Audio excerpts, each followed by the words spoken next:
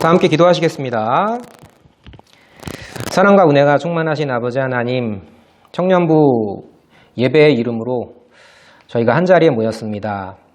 우리 가운데 말씀에 대한 배움이 너무나 귀중하고 또한 우리의 젊은 날에 대한 여러 가지 고민들이 참으로 우리에게 많은 것들을 생각하게 합니다. 그러나 우리가 영과 진리로 예배한다라고 이 자리에 모였을 때에 그 모든 생각들 내려놓고 그 모든 어지러움들 내려놓고 오직 나의 전 인격을 아버지께 온전히 드리는, 내 모든 것들을 아버지께 기쁜 마음으로 드리는 그 시간이 예배임을 저희 다시 한번 생각할 수 있게 하시니 감사합니다. 너무 어렵지 않게 이 부족한 강론자의 입술을 주님께서 다스려 주시고, 또한 우리 청년들 비록 숫자와 무관히 한 사람 한 사람이 주님 전하시는 말씀 따라서 참된 기쁨과 평안과 행복을 누릴 수 있는 복된 시간 되도록 주님이 함께하여 주시옵소서. 우리를 사랑하시는 예수님 이름으로 기도드립니다. 아멘. 자, 우리 천천히 묵상하면서 읽어봅시다. 시작. 여호와 언약 백성 이스라엘은 함께하심 기억할 때 승리하지만 참 영광을 향한 수치를 겪는다. 자, 우리가 여호수아 7장을 하나님 나라 언약 관점에서 읽을 때 이스라엘 함께하심을 기억할 때 승리했으니까 이제 밝은 출발이 기다리고 있어야죠. 그런데 사탄은 다 알고 있을 거 아니야. 뭐를?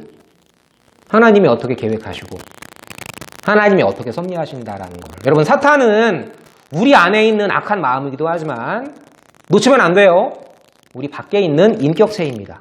성령 하나님이 인격체이시는 것처럼 사탄도 정사와 권세와 이 어둠의 세상 주관자들과 저기 하늘에 있는 악한 영, 에베소서에서 말하고 있는 것처럼 인격체라고. 둘 다가 있는 거죠. 그러니까. 자, 그런데 결과를 알면 보통 포기하잖아요. 근데 사탄은 포기가 없어요. 심지어 누구까지도 예수님이 부활 승천하실 거 사탄이 몰랐을까? 그런데도 시험하잖아. 40일 동안. 그죠? 예수님을 건드린 사탄이 여러분들을 안 건드리겠어요? 겁주는 게 아니라. 그런데 예수님이 뭐라고 위로하십니까? 걱정하지 마. 너희가 환난을 당해. 하지만 내가 이겼어. 담대하라. 말씀하시는 거죠.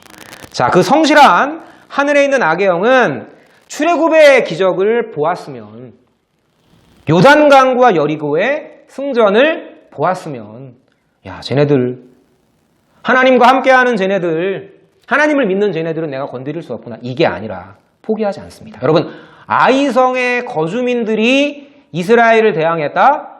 그렇게 생각하시면 반만 아시는 거예요. 뭡니까?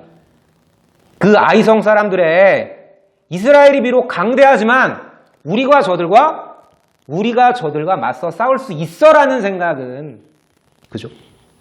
그 담대함은요. 여러분, 때로는 사탄이 담대함을 줘요.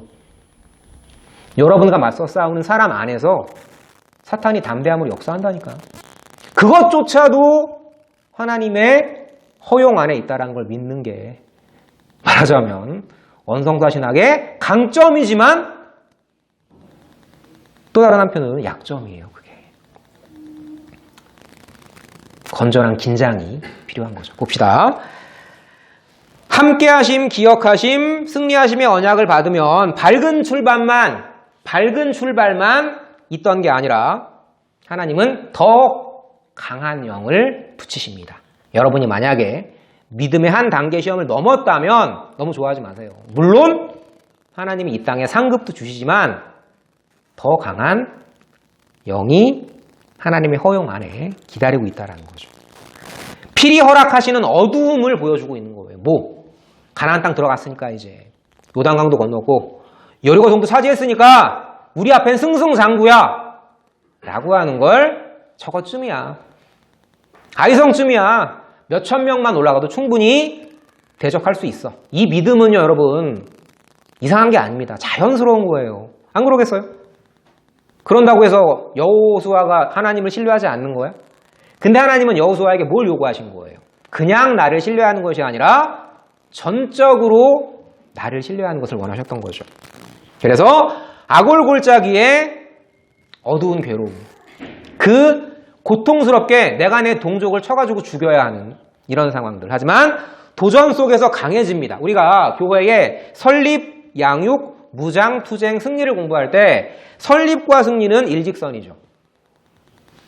한번 그림을 그려보세요, 머릿속에서. 하지만 양육과 무장과 투쟁은 이 직선이 아니에요. 단회적인 직선이 아니라 반복적으로 돌고 돌지. 계속 돌고 돌아. 그런데 어느 순간 올라가 있는. 다시 한번요. 교회의 양육과 무장과 투쟁은 단회적인 직선이 아니라, 평면이 아니라 반복적인 나선이다. 입체다. 예측할 수 있다 없다? 예측할 수 없어요. 설립과 승리는 우리가 확신할 수 있지만 양육과 무장과 투쟁 과정들은 계속 우리가 내 예상을 뛰어넘는 하나님의 섭리가 있는 거죠. 그러니까 우리는 겸손해지는 거고. 다시 기억합시다. 우리는 이미 확실히 승리했어요. 유명한 표현이죠. D-Day라고. 1944년 6월 6일에 노르망디 상륙작전이 성공했던, 연합군이 결정적인 승기를 잡았던, 하지만 V-Day는 아직 오지 않았어요. 사탄은 예수님의 십자가 부활 승천을 통해 결정적으로 패배했지만, 아까 뭐라고 그랬어? 사탄의 사전에 포기란 없다. 한번 제가 권해드렸던 책이죠. 스크루테이프의 편지라고. 읽어보세요. 악마 삼촌이 조카 삼촌을 이제 뭐라 그래야 돼? 이제 코칭하는, 아주 집요합니다. C.S. 루이스가 정말 문학적인 탁월한 기법으로 사탄의 속성을 잘 표현했는데, 중요한 건 우리는 이미 승리했지만, 이미 분명히 확실히 승리했지만 아직 승리하지 않았다. 내가 온전히 얻었다 함도 아니요, 내가 온전히 이루었다 함도 아니라. 그럼 뭐야? 내가 그리스도 예수께 잡힌 바 된 그것을 잡으려고 달려가노라. 이해되세요? 무슨 말인지? 우리는 분명히 승리했지만 아직 걸어가야 될 길이 있다는 거죠. 이 이미와 아직의 긴장. 자, 우리 한번 읽어봅시다. 지난 시간 핵심 구절이죠. 7번째에 제사장들이 나팔을 불 때에 여호수아가 백성에게 이르되 외치라! 여호와께서 너희에게 이 성을 주셨다. 예언적 완료 시제. 확실히 주셨으니까 나아가라.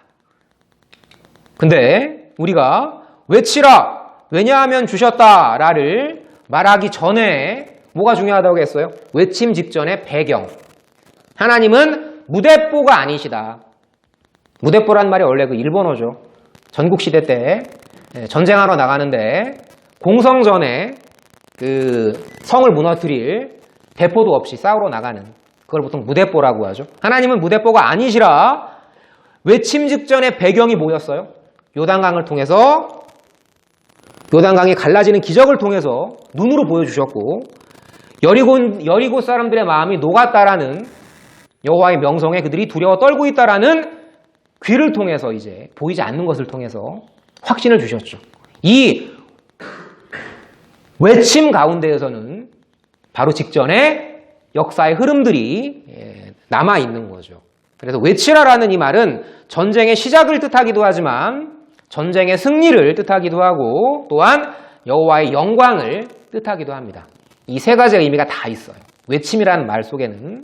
그래서 제가 한번 읽어보라고 말씀드렸지만, 이사야가 이제 이 여호와의 영광을 쭉 찬양하는 과정 가운데에서 이스라엘아 기억하라 라고 이야기를 합니다. 여호와 아닌 다른 우상을 섬기는 어리석음을 기억하고, 그 다음에 너는 다른 우상 숭배자와는 달라. 내가 널 지었으니 너는 나의 종이야. 이걸 기억해. 그리고 하나님도 기억하신다라는 말씀을 하세요. 보이십니까? 이 초록색과 초록색의 맞물림. 너는 나에게 잊혀지지 아니하리라. 너 나를 기억해. 이 말씀을 하시지만 또 다른 한편으로는 너는 나에게 결코 잊혀지지 아니하리라. 내가 네 허물을 구름과 안개 날리듯 없이 했다. 내가 널 이미 구원했다. 이 말 안 듣고 이 배신을 밥 먹듯이 하는 백성들을 향해서 하나님은 끊임없이 내가 너를 사랑한다고 고백을 하시는 거죠. 끊임없이 기다리시는 거죠. 자발적인 순종으로 돌아올 때까지. 이게 아버지의 심정이죠. 하늘과 땅과 산과 숲과 나무가 노래 외칠지어다. 이스라엘 중에 당신의 영광을 나타내실 것이미로다. 이스라엘은 하나님의 역사를 기억할 때 승리할 수 있다. 말 뒤집으면요. 그걸 기억하지 못할 때 이스라엘은 패배한다. 우리 인생의 승패 조건도 뭐가 승패의 조건이에요? 내가 부당한 압박 속에 하나님의 함께 하심을 기억할 때와 그저 눈에 보이는 현상에만 빠져 있을 때, 여호와를 기억할 때 승리한다. 여호와를 기억하지 못할 때 패배한다. 승리해도 그건 승리가 아니다. 자, 그래서 예수님처럼 우리도 영광을 누리기 전에 반드시 그분처럼 수치를 겪게 할 거야. 이걸 보여주는 게 아이성 전투였어요. 너네들이 지금 가나안 땅 들어가서 여리고 전투에서 승리했다고 좋아하지 마라. 너네들은 잠시라도 내가 손을 놔버리면 쓰러질 수밖에 없는 존재다. 그리고 수치를 겪어야 한다. 왜? 예수님이 그러셨으니까. 마음 아프지만 여러분 인생에서 그 수치의 시간이 기다리고 있어요. 그때 이 말씀을 꼭 기억하세요. 왜 하나님이 여리고성을 무너뜨린 다음에 아이성의 수치를 허락하셨는지. 아간 일개의 잘못이 아닙니다. 하나님이 그렇게 우리를 섭리해 가세요. 그래야 우리의 영광이, 주시는 영광이 빛나는 거죠. 그런 말 있잖아요. 왜? 전투가 격렬할수록 그 승리는 더욱 빛이 난다. 군사학 용어처럼. 자, 그렇게 이제 하나님이 아담에게 주신 원형적 언약이 결코 너의 실패로 인해서 변질되지 않는다라는 것을 노아와 아브라함을 통해서, 그리고 내가 너를 끝까지 사랑한다라는 것을 공의의 법대로라면 아간의 그 패역함, 또 여호수아의 믿음 없음. 여러분 잘 읽어보세요. 아이성 전투 그 전의 맥락을 여호수아가 하나님에 대한 신뢰를 살짝 상실한 모습이 나옵니다. 그런 것들과 상관없이 하나님은 공의의 법대로라면 너네들은 나의 버림을 받아야 되지만 내 자비의 법으로 내가 너네를 살릴 거야. 이 살릴 거야가 모세의 언약의 핵심이었죠. 그 언약대로 이제 하나님께서 쭉 섭리해 가시는 과정에서 이 우리가 지금 공부하고 있는 땅 언약의 성취 과정에서도 이미 수치와 영광이 나타나 있다는 것. 아골 골짜기의 그 수치를 예수님이 담당하셨지만 우리 또한 삶 가운데에서 그런 수치와 영광을 겪는다는 거죠. 7장에서 아골 곧 괴로움의 골짜기에서 수치를 당하지만 이제 그 다음 장에서 아이성 거민을 철저히 진멸시키는 그 사람들, 그 죄악에 빠졌던 사람들에 대한 문제가 아니죠. 이건 영적인 상징입니다. 우리 안에 있는 모든 죄성들을 남김없이 진멸하시겠다라는 걸 약속하고 있는 거고요. 또 여호수아 9장에 보면 기브온 거민, 이 사람들은 이방인 아닙니까? 여기 들어갈 항목이 아니잖아요. 이 기브온 사람들이 여호수아, 그리고 여호수아와 함께 하시는 하나님의 명성을 듣고 지레 항복을 하죠. 근데 하나님의 원래 명령은 뭐였어요? 다 없애버려라. 그러니까 믿음이 너무 좋았던 기브온 사람들은 살고자 먼 곳에서 온 것처럼 거짓 코스프레를 하고 이제 여호수아에게 와서 내가 너네들이랑 친교를 맺고 싶어서 멀리서부터 왔다. 그러니까 여호수아는 그 경계심을 내려놓죠. 근데 알고 봤더니 바로 옆 동네 애들이야. 속았다 했지만 이미 자기 멋대로 약속을 해버렸죠. 하나님은 그들을 거두어들이라 하셨고, 근데 놀라운 건 이들이 거지처럼 살았던 게 아니라 이런 정말 약삭빠른 종자도 하나님이 어떻게 함께 이스라엘로 만드십니까? 이들이 나중에 바벨론 땅에 가서 많은 사람들이 거기서 눌러 앉았어요. 왜? 바빌론이 문명의 중심이니까. 오늘 본문 읽다 보면 신할산 외투란 말이 나오잖아. 그 신할이 Made in USA야. 바벨론산 외투란 뜻이거든요. 근데 많은 사람들이 바벨론으로 끌려가서 예루살렘 패망 이후에 눌러 앉았지만 돌아온 사람들 명단에 기브온 족속이 있고요. 더 놀라운 건 기브온 사람들이 성벽 재건에 참여하는 영광을 더 진하게 누렸겠죠. 일반 이스라엘 사람보다는. 이들은 이스라엘에 들 수 없는 사람들이었잖아. 그죠?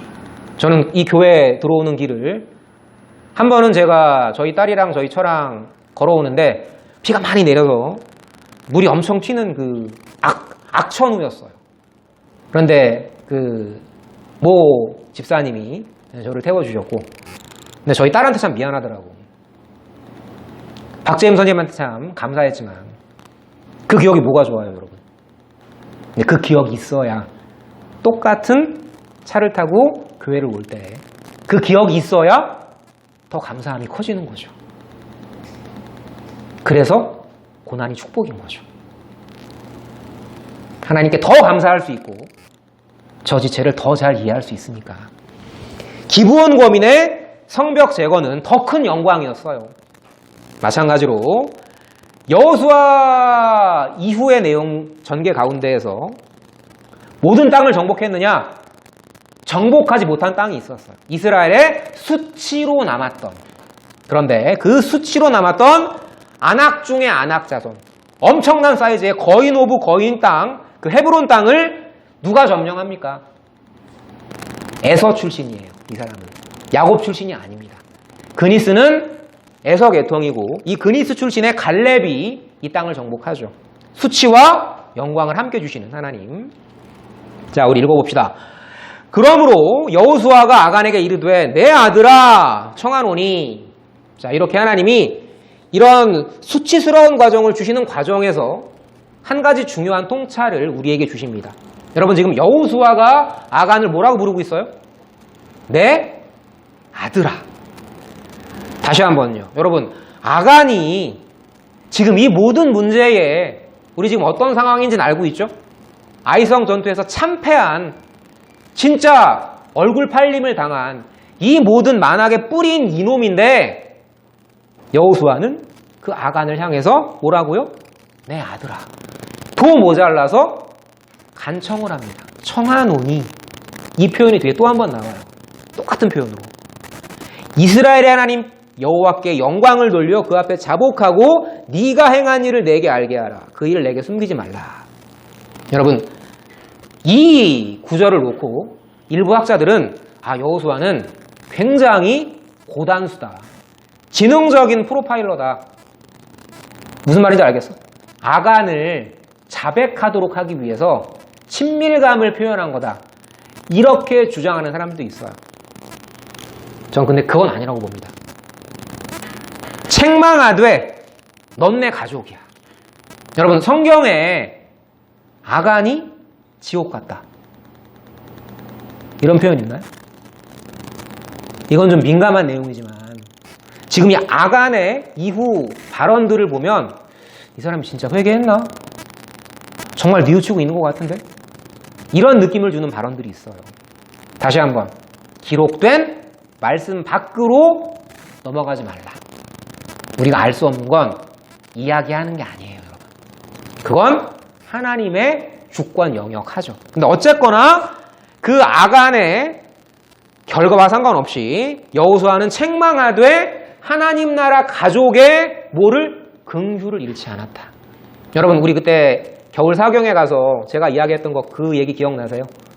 누군가를 책망하기 전에 반드시 그 사람의 좋은 점을 살짝이라도 칭찬해 준 다음에 책망하라고. 여러분, 인간은 영적 존재이기 때문에 나를 까기 위해서 비판하는지 아니면 나의 애정어린 조언을 하는지 이거 금방 압니다. 그리스도의 긍휼로, 사람의 긍휼 말고 그리스도의 긍휼로 사람들을 대하세요. 하나님께 칭찬받는 사람은 세상에서도 칭찬을 받습니다. 로마서 말씀이에요.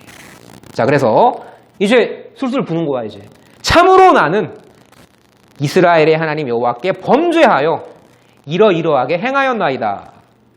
여호수아의 하나님 나라 어버이 같은 간청이 사실 이거 잡아뗄 수 있잖아, 끝까지. 그런데 더 큰 혼란과 비극을 방지했던 거죠. 이러이러하게 행하였나이다. 쭉 자기 했던 일들을 자백을 해요. 여기 이제 신할이라는 말은 설명드렸었지만 금실로 직조한 외투였다. 이렇게 요세푸스라는 역사가가 추측을 하는데, 이거는 쭉 아래 이제 읽다 보면 탐내어 가졌다라는 말, 단순한 경제적인 욕망을 말하는 게 아니라 골로새서의 말씀처럼 탐심의 한 가운데는 뭐가 있어요? 왜 탐심을 우상숭배라고 했을까요? 여러분, 그럼 우리 다 명품 보고 어머 멋져 이러면 우린 다 그럼 우상숭배하는 겁니까? 뭘 말하는 거예요?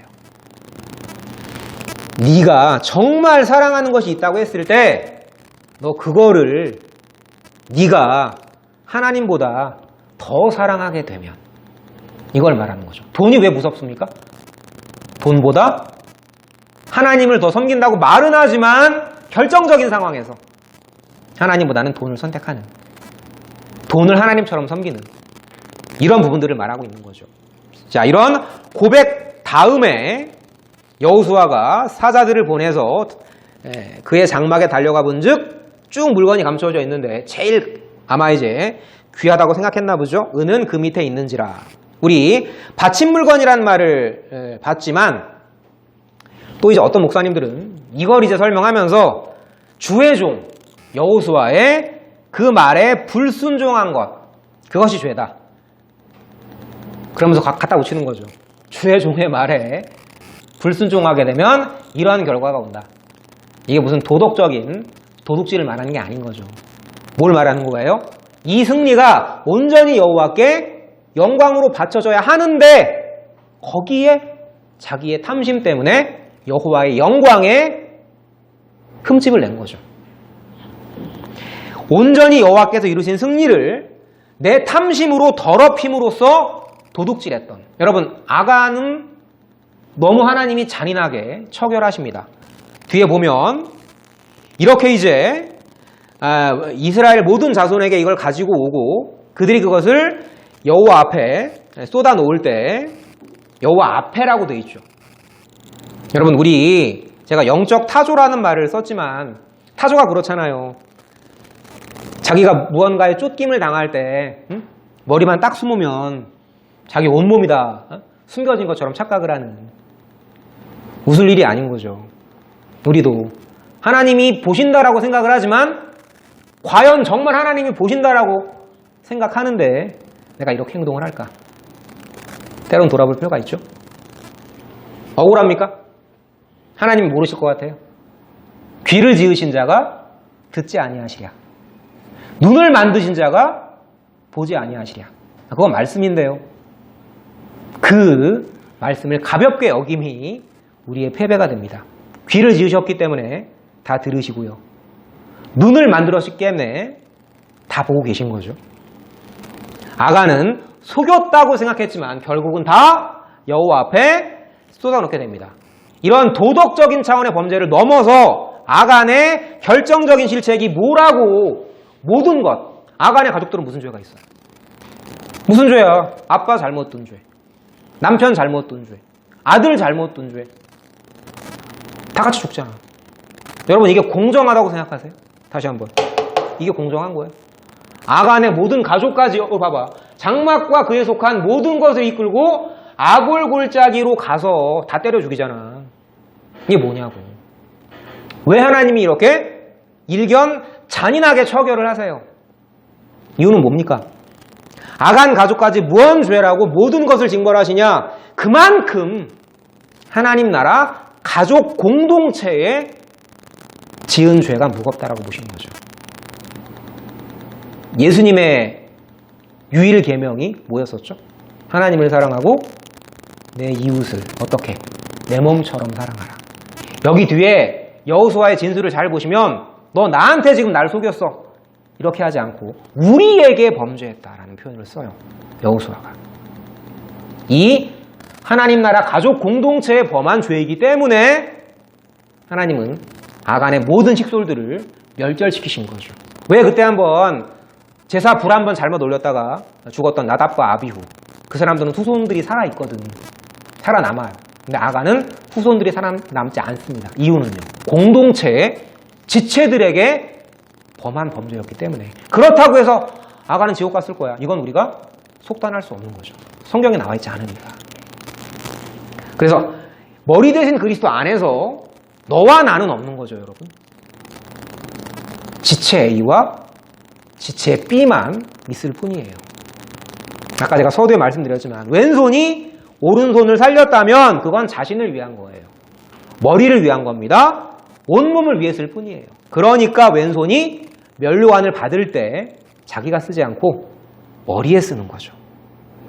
왼손이 오른손을 죽였다면 자신을 미워한 죄예요.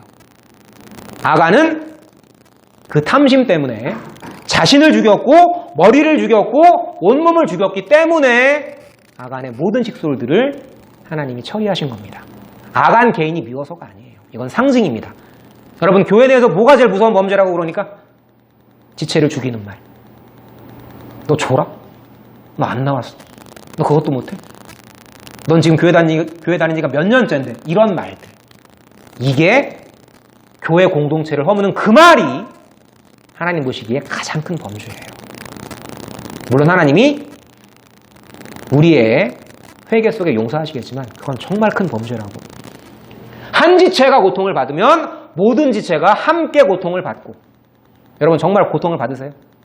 제가 지금 목소리가 삑살이 나니까 퍼뜩 떠오른 게 민지 목 상태가 걱정이 됐는데, 그죠? 민지 목이 얼마나 아플까? 재성이가 저렇게 막 힘들어하는데 재성이가 얼마나 피곤할까?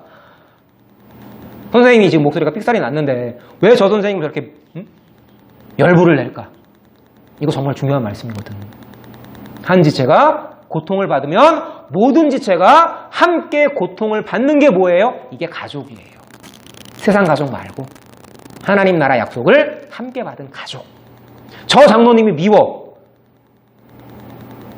내가 막말을 하려다가 우리 아버지인데 라는 생각이 들면, 저 새파란 집사가 미워. 근데 야이 하기 전에 내 아들인데, 그 말이 나올까요, 여러분? 절대 저희가 나와 같은 그리스도를 머리로 모신 한 하나님 나라 가족이다 라고 생각하면 막말이 절대 나올 수가 없어요.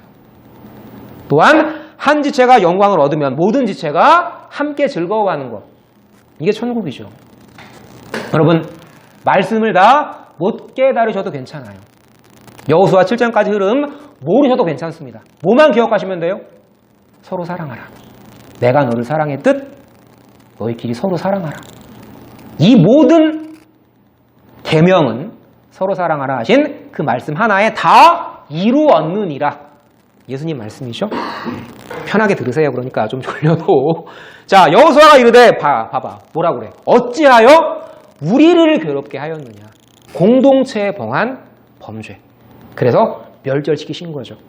여호와께서 오늘 너를 괴롭게 하시리라 하니 온 이스라엘이 그를 돌로 치고 물건들도 돌로 치고 불사르고. 다시 한번요. 하나님 나라 가족 공동체에 대한 범죄였어요. 하나님 나라 가족에 대한.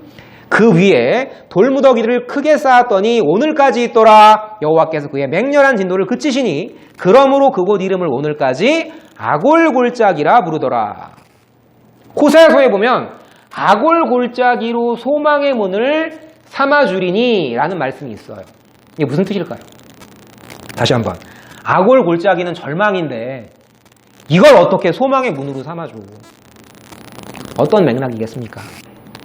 여러분, 골짜기가요, 내 인생에 디딤돌이 되어야 내가 할 수 있어.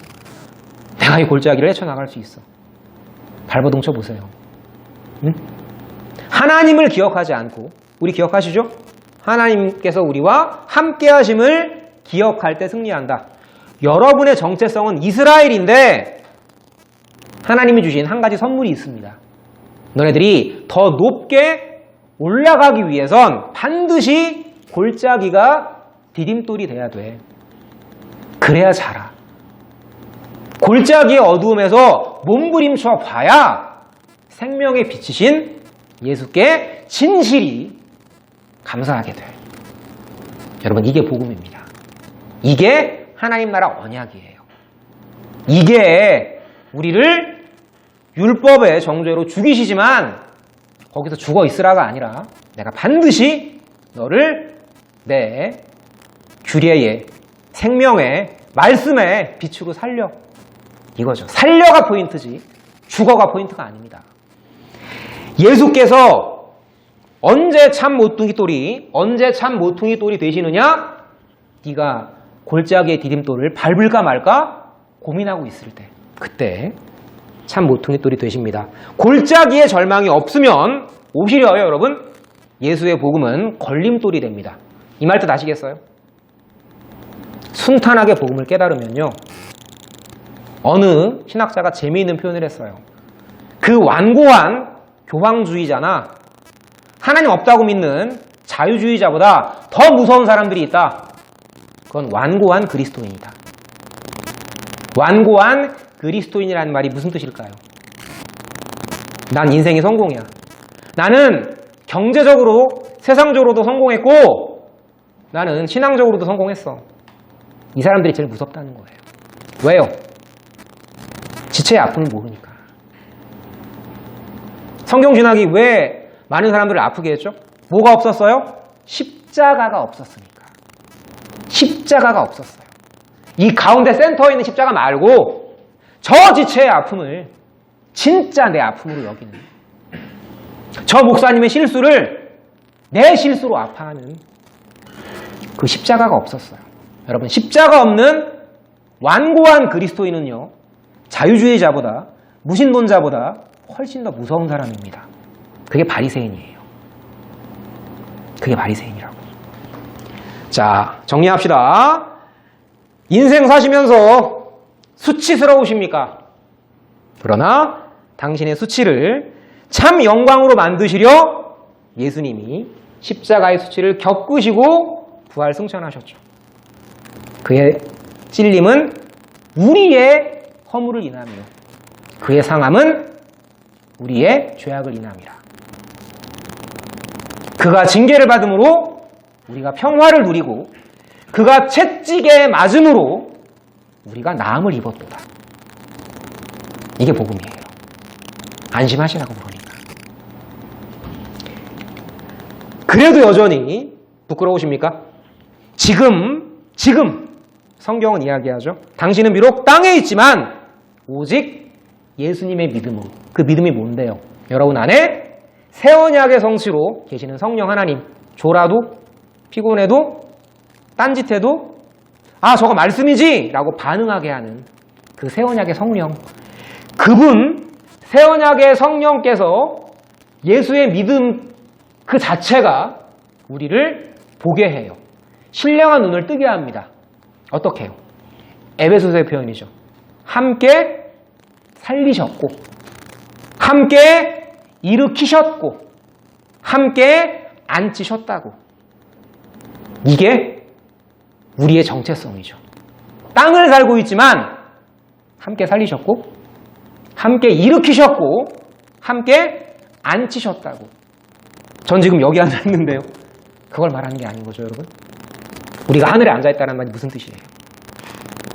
내 인생이 막힐 때, 땅밖에 안 보일 때 내 마음 한가운데에서 알 수 없는 힘으로 솟구치는 속삭임. 넌 내 아들이야. 넌 내 딸이야. 내가 너랑 함께해.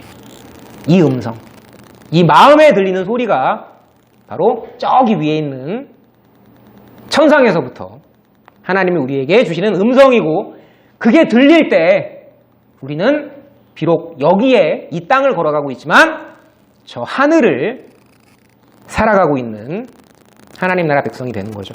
자, 우리 세 줄 읽고 마치도록 하겠습니다. 여호와 언약 백성 이스라엘은 함께 하심을 기억할 때 승리하지만 반드시 뭐가 있다고요? 참 영광을 향한, 이 말이 중요한지 알겠죠? 참 영광을 향한 거예요. 그 수치로 그치는 것이 아니라. 하지만 반드시 수치를 겪어야 그 영광이 됩니다. 예수님이 십자가에서 내려오셨다면 충분히 내려오실 수 있으셨지만 참된 부활과 승천의 영광은 없는 거죠. 여러분들이 고난 가운데에서 여기 새끼로 셀 수 있어. 그런데 그건 여러분들이 진정으로 영광을 누리는 길이 아닙니다. 때로는 지혜를 발휘해야 되지만 때로는 묵묵하게 지금 내게 주어진 인내와 고난의 시간을 묵상해 보세요. 문제가 너무 빨리 해결되는 거 좋은 거 아니에요, 여러분. 하나님이 해답을 안 주시는 건 제가 감히 단언하건대 여러분들로 하여금 그 수치를 더 길게 묵상하라고. 하지만 내가 너에게 반드시 저 하늘 보좌에 함께할 영광으로 함께한다고. 기도합시다. 하나님 감사합니다.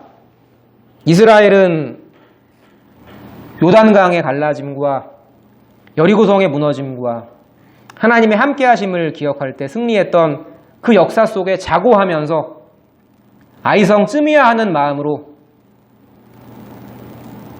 지금 이때에는 하나님과 함께하심을 구하지 않아도 괜찮겠지라는 생각으로 태만히 전투에 임했다가 마음이 녹는 참패를 겪고 하나님 앞에 무릎을 꿇었습니다. 여호수아가 모든 민족의 수치를 짊어지고 아버지 앞에 무릎 꿇을 때 하나님은 여호수아께 말씀하셨습니다. 일어나라 하셨고 내가 너와 함께한다 하셨고 다시 그 민족을 일으키라 명령하셨습니다. 하나님 아버지, 우리 인생 가운데에서 아이성 패배와 같은 예상치 못한 수치가 우리 삶에 찾아올 때 여호수아를 일으키셨던 그 말씀의 능력으로 우리 청년들 다시 일어서게 하시고 또한 그 수치를 이겨낸 능력의 복음으로 또 다른 수치를 겪는 또 다른 어둠의 터널을 걷고 있는 한 지체의 좋은 위로가 될 수 있도록 주님, 우리에게 용기와 담대함을 더하여 주시옵소서. 우리 가운데 주신 복음의 능력이 다만 나를 살리고 나에게 영광을 돌리는 나 중심의 모습이 아니라 저 지체를 내 몸처럼 사랑하는, 한 지체가 고통을 겪으면 모든 지체가 함께 고통을 겪고 한 지체가 영광을 얻으면 모든 지체가 함께 영광을 얻는 그 하나님 나라의 복되고 즐거운 모습으로 우리의 믿음이 함께 성장할 수 있도록 주님 도와주시옵소서. 특별히 우리 청년부를 위해서 기도합니다.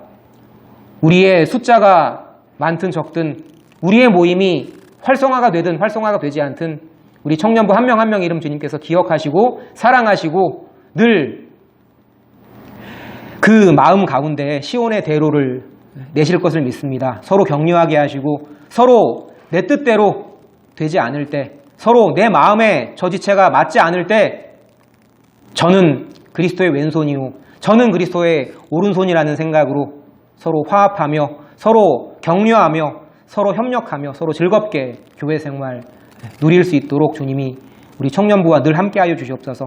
삶의 여러 가지 문제들도 주님께서 선하신 때를 따라서 답을 주실 때까지 우리 그리스도의 인내로, 하나님을 전제한 인내로 묵묵히 하루하루 잘 승리할 수 있도록, 함께 하심을 기억하며 승리할 수 있도록 우리 친구들 늘 북돋아 주시옵소서. 우리를 사랑하시는 예수님 이름으로 감사하며 기도드립니다. 아멘.